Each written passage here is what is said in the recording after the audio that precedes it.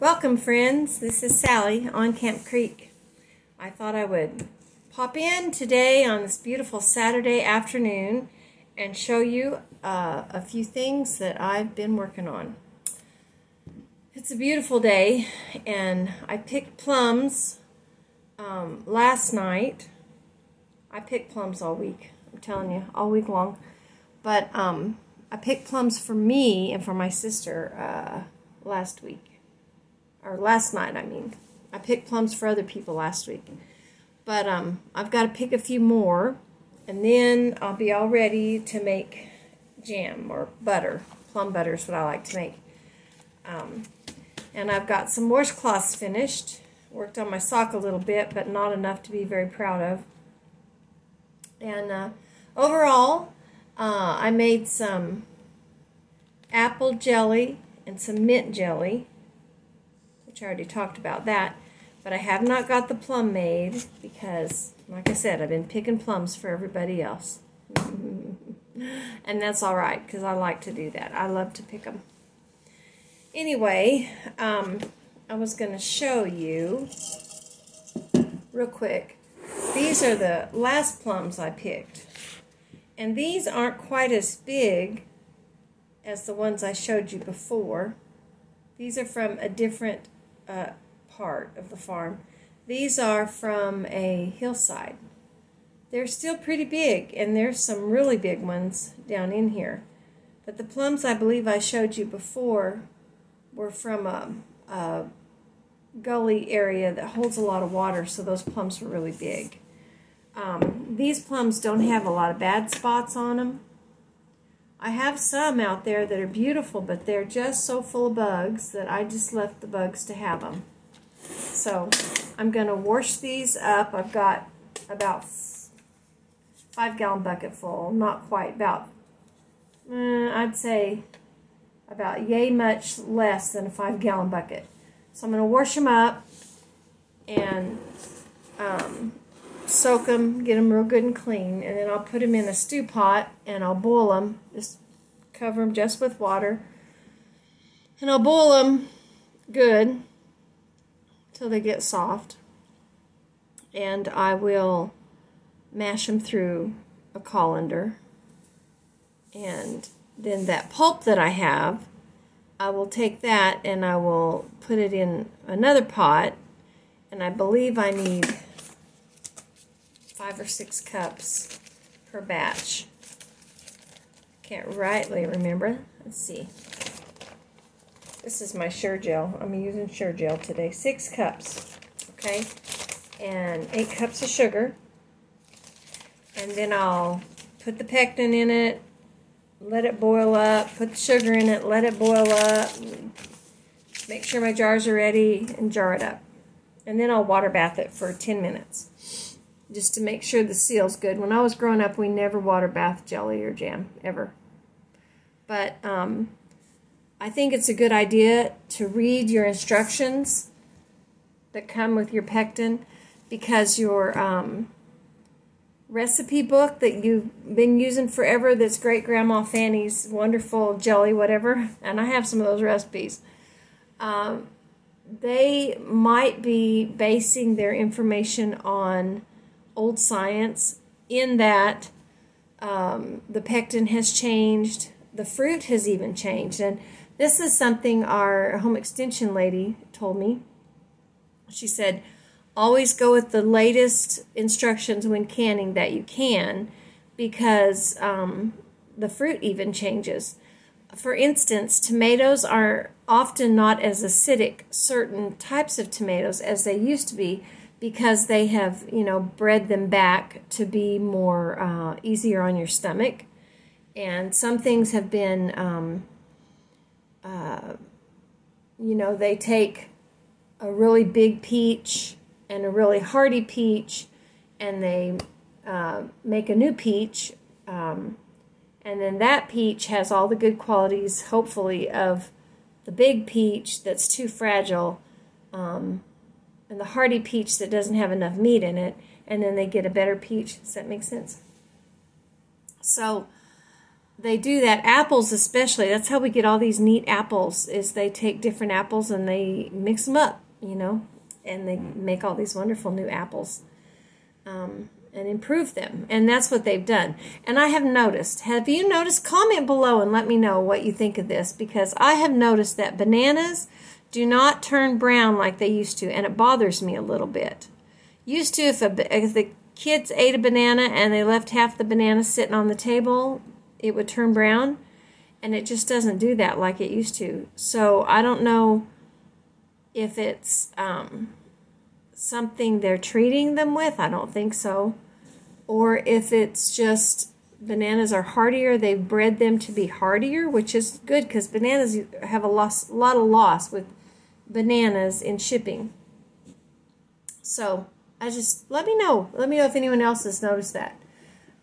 So if we use your most current directions, and if you're using Sure-Gel or Surto, Sure-Gel, then you need to go by your instructions for that packaging and not memory, because it changes. The packaging does change, and it is a little different than it used to be also.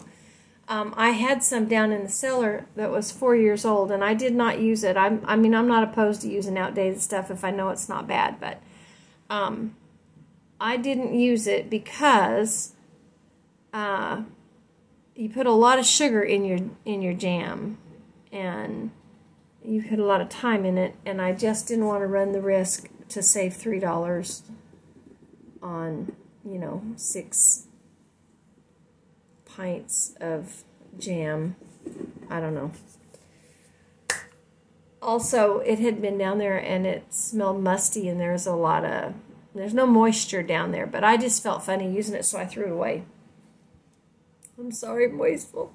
And I went to town and I got me some more. I made a mad dash to town last night, because my intention was to boil some of these up last night and get them started. But I was so tired, I didn't do it. And then I've been watching this documentary on YouTube called History Calling. I don't know the lady's name, but she does really wonderful documentaries, and they seem real balanced. A lot of times you hear historical documentaries and you can tell this person either was in agreement with one side of the situation or in agreement with the other, just by the way they present their data. And hers is pretty even, I think, but she's also sympathetic to characters that sometimes don't get any sympathy anywhere else. So check her out. Great crochet and knitting lessons, talks, listening. I just call them lectures. I don't know if that's what they are or not, but History Calling, that's a really good one for knitting. And in fact, I made these while I was listening all about the tutors. I'm telling you, them people were real tutors. In fact, they were more than tutors. They were old poops is what they were. Mean, and claiming to be, good Christian people, and then they're like going to whack a head off or burn someone at the stake, or oh my goodness. Anyway, which leads me to another thing. That's why I didn't get my plums done, because I dreamed about Henry VIII all night. I'm not kidding you. I dreamed about Henry VIII, and I dreamed that my husband, first it wasn't my husband I was dreaming about, and then he morphed into Henry VIII, and I know why that happened. My husband had a sore on his leg. A cow stomped him, and that sore took years to heal, and it never really healed completely. And we doctored it, and the best thing he put on it was horse liniment, honestly. It closed over, but it always felt like it was infected on the inside. I always felt like, even though his blood work didn't show any infection or anything, it always felt like that spot did not want to heal. And anyway, and so the lecture I was listening to was how Henry VIII would had this sore in his leg, and it would heal up and close over, and then it would burst open. Well, my husband's never did that, but I always was afraid it would, because it would get red and it would swell, and he would start doctoring it. And sometimes things just don't heal real well, and it didn't heal real well. So I dreamed that. So then I was off on a tangent in my dream. I was dreaming about dreaming about Henry VIII and all of his wives, and they were all so young and getting their heads lopped off, and the poor people got burned at the stake because they didn't agree with this one or they didn't agree with that one. And, you know, those kind of horrible things happen today. They still happen today. The world is a violent place, and I'm so thankful I have the Lord, because He helps you get through some of the most horrible things. But like bad dreams in the middle of the night when Henry VIII is walking through your living room, limping through my living room. It's terrible. Anyway, so I was listening to those lectures, and I made a couple of the washcloths. Here's one. Now don't look too close, because there's an error. See, if I'll hold it up there a little bit and you'll be able to see it. Comment below when you find the error. I didn't see it till I was completely done. And I thought, oh my goodness. Now my fingers ached like crazy because I did these on smaller needles, and I intentionally, I got to put those strings in. I intentionally knitted just as tight as I could because I wanted the flower pot to show up. Well, you can see the mistake there. I got to make this one again. I cannot go through life thinking I left that mistake. I'm kind of practicing with these because I want to do a baby blanket. Now this one I did on the more correct needle size for the yarn. I love this yarn, I love this color. It is supposed to be the cardinal. Now you can see the mistake in there too, can't you? See it? It's the cardinal is lacking the bottom row of her body. Very sad. And I also was experimenting with needle sizes, and I went up a size as I came. This is knitted bottom up, and about here I switched to a larger needle just to see what the difference would be in how it looked. I didn't like the larger needle, but yep, there's a mistake right there. But this one's a real pretty one when you do it right.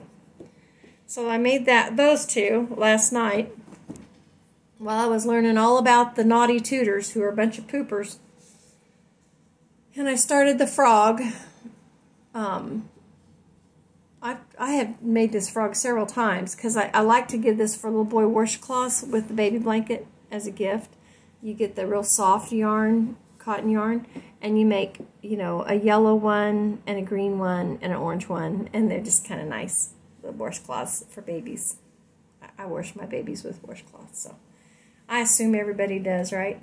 And the flower and the hummingbird are nice little girl ones. There's a couple of flowers. I'll show them to you. So anyway, you start out and you do row 1 through 7. You just knit so you get this garter stitch, and then you start here with knit 5, and that gives you your border and your pattern starts. So what I do, because if I don't do this, I tend to get lost, because I'm someone, I knit a row and I have to put it down. I have to go answer the door, answer the phone, check something, chase something off the porch. Sometimes it's a cow, you never know. And then I lose my place, which is what happened with said cardinal.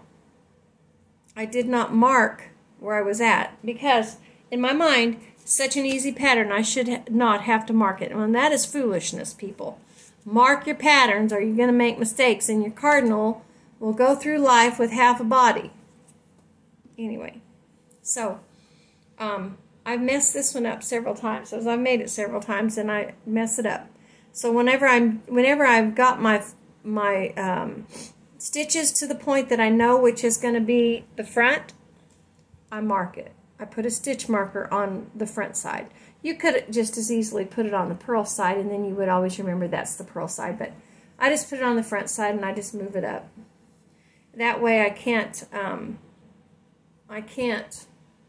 accidentally, because there's a point here where if you put it down when you're doing this part, you can easily get everything going backwards, and it just throws everything off. So I just mark it, and then I just pick it up, and I just automatically don't even have to look, oh yeah, that's the purl side. No, I know it's got that big old marker on it.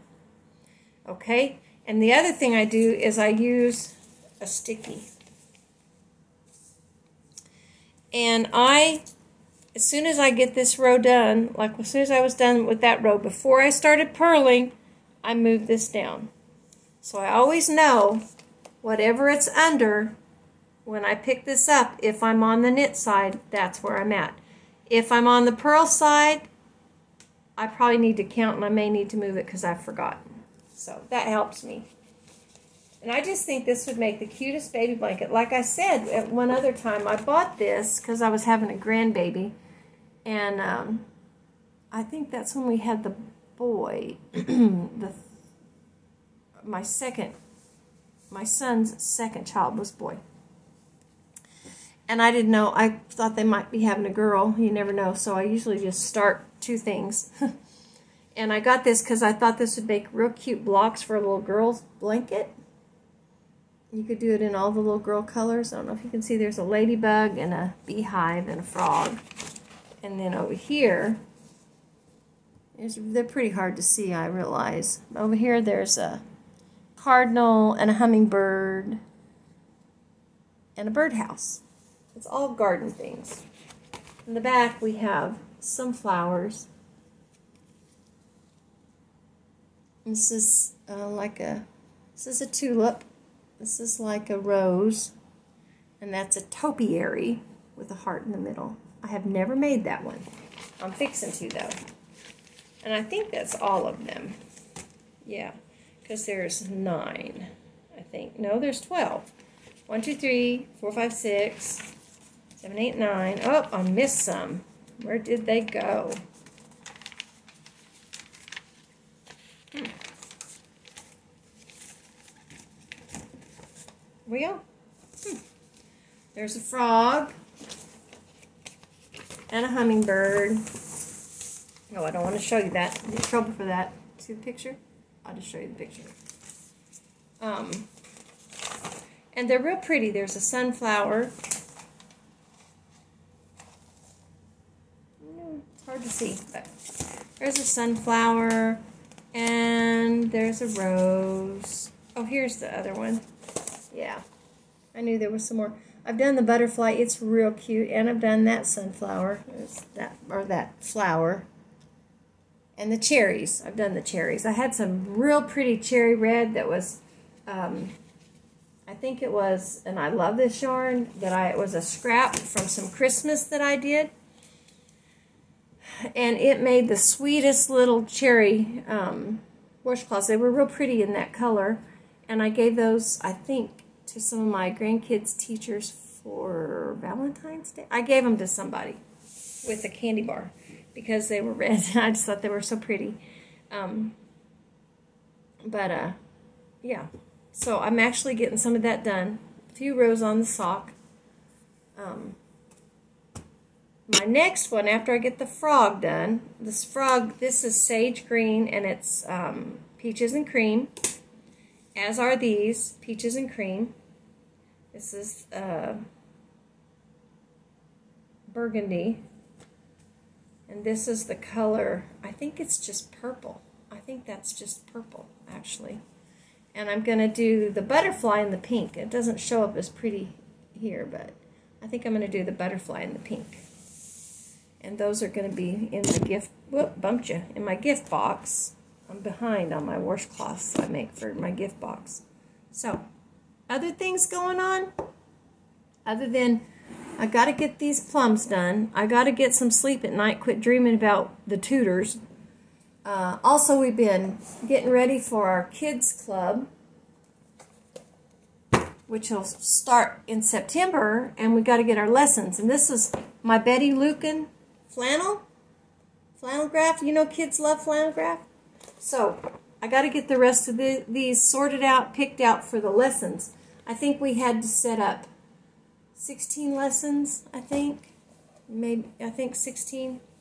So that the pieces are nice size. They're about like this. I have had in the past the giant Betty Lucan, but it was just too big. It's like if you're in a big building, a dining hall or a sanctuary, and you're on stage and you need big pictures. This is the more for like a classroom. So I've been doing that. So that's why these are excuses. I'm making excuses of why I don't have my sock finished. but I'm going to get my sock finished. I was also going to mention, this is a Leisure Art, Garden Dishcloths to Knit by Leisure Arts. And I ordered that. It's old. I'm sure it's out of whatever, out of print or whatever. I don't know, but I ordered it on, like my daughter ordered it on the internet for me. But I like to use Tecumseh knitting needles with these when I make washcloths, because like I said, it's the kind of knitting I do when I'm riding in the car or I'm up and down. The grandkids are here, so I'm putting it down a lot, and they tend to grab that cotton and you don't lose your stitches as bad. But I didn't have the right size, and I dug these out, and I bought these at Walmart. These are Lion brand. The Walmart sells them. They come in a pack of 3, and I can't remember what I gave for them, but one of them warped really fast. I think it was I had a 6, 7, and an 8, I believe. 7, 8, and a 9. No, 6, 7, and 8. Because the 6 warped really bad, and I threw them away when I sorted. But these have been pretty good for grippy. I find that when I use metal and these, and they slide so bad that I'm constantly just fighting keeping them on the needles because I'm up and down too much. So, yeah, these haven't been bad, and they have a very nice point. I don't know. Can you see the point? I don't know if you can see it. I have my glasses on, so I can't see if you can see it or not. Oh, that's better. They have a nice point. Anyway, so get to the point, right? So that's what I've been doing on this Saturday. Now tomorrow I plan to come back and I will show you some made plum jam. I sure will. And maybe a frog washcloth. Maybe. And maybe the beginning of a butterfly. I don't have kids today, so hey, anything can happen. We could go anywhere with this. But anyhow, hopefully I won't be dreaming about the tutors and I'll get more sleep. But if you like to listen to a good storyteller, and if you like historical stuff, History Calling has been very enjoyable. Check her out.